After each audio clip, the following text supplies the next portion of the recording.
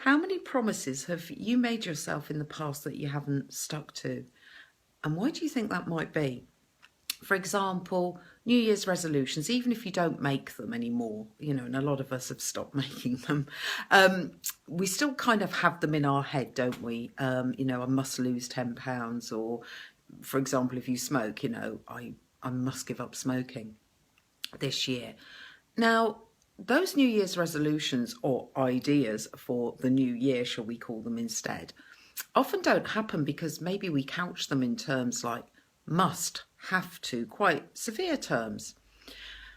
And then there are the promises we made ourselves when we were children and teenagers and young adults that weren't really promises. We saw them more like wishes or desires, but actually I don't see why they shouldn't be promises.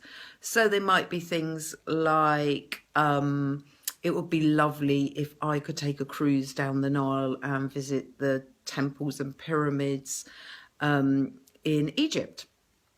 And how many of those promises have you kept as well? It's a strange thing, isn't it, about promises? We feel guilty, really, really guilty if we don't keep the first style of promise, which is things like losing weight, cutting back on alcohol, that type of thing, or exercising more. And yet we feel far less guilty if we don't keep the other type of promise, which maybe I might consider slightly more fun and slightly more about us and rewarding ourselves in the sense of, getting something more from life for us. So I was thinking that it may be a nice little exercise to do this Sunday when it's sunny would be to write down all those promises that you made yourself, or I made myself in my childhood and my teens and my early 20s, and which ones I actually have done, which ones I haven't. And they're not to scold myself and not having done some of them, but to look at the ones that I haven't done and then look at the circumstances as to why I haven't done them. Were they unrealistic? Was it, what were the restrictions? Why didn't it happen? Did I change my mind? Did I just, as you get older, you have different things that you want to do. And then whittle that down to maybe one.